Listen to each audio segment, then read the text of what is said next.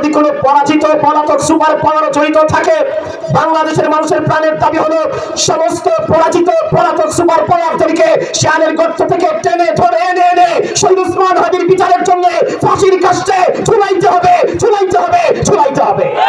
হয়তোবা আমাদের এই দেশে এমন পরিবেশ হয়নি সরাসরি ধরে নিয়ে যাওয়ার, কিন্তু এর চেয়ে কম হয়নি এর ফটোকপি হয়েছে ওসমান হাদিকে গুলি করে হত্যা করার মাধ্যমে। আরো জোরে কোন ঠিক কিনা?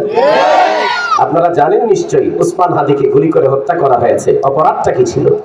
এটাই অপরাধ সে ইনসাফের কথা বলতো, এটাই অপরাধ সে স্বাধীনতার কথা বলতো, এটাই অপরাধ সে সার্বভৌমের কথা বলতো, এটাই অপরাধ সে বাংলাদেশের মাটি ও মানুষের পক্ষে কথা বলতো। আমি তার বক্তব্যে শুনেছি, বোধ হয় আপনারাও শোনার কথা। সে তার বক্তব্যে বলছে যে আগামী 50 বছর আমি বেঁচে থাকলাম, আমাকে দিয়ে দেশের কল্যাণ হলো না, দশের কল্যাণ হলো না, ইসলামের কল্যাণ হলো না, কোরআন কিতাবের কল্যাণ হলো না, উম্মার কল্যাণ হলো না। আগামী 50 বছরের হায়াতের কোনো অর্থ নাই। আর আমি 5 বছর বেঁচে থাকলাম, 5 বছরে আমাকে দিয়ে দেশ দশ ইসলামের কল্যাণ হলো, এই 5 বছরই সার্থক জীবন।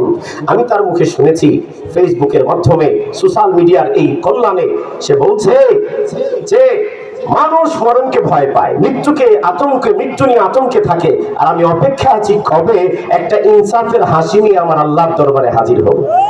সুবহানাল্লাহ জোরে বলবেন না? এই লোকটাকে পৃথিবীর আলো বাতাস দেখতে দেওয়া হলো না, সন্তানকে এতিম করা হলো, মায়ের বুককে খালি করা হলো, বাবার বুককে খালি করা হলো। জুমার দিনে জুমার পরবর্তী বাসায় যাওয়া হচ্ছে, গুলি করে তাকে হত্যা করা হলো রাজপথে। আমি মনে করি এইগুলি ওসমান হাদির গায়ে একা নয়, বাংলাদেশের মানচিত্রের গায়ে করা হয়েছে। আমি মনে করি এইগুলি 68,000 গ্রামের উপর করা হয়েছে। কথা বলেন? আমি মনে করি এইগুলি 56,000 বর্গ মাইলের উপর করা হয়েছে। জোরে বলতে হবে ঠিক কিনা? আমি মনে করি এইগুলি শাহজালাল, শাহপরান, শাহ মাকতুম সহ 360 আউলিয়ার এই পবিত্র মাটির ইঞ্চি ইঞ্চি মাটির উপর করা হয়েছে।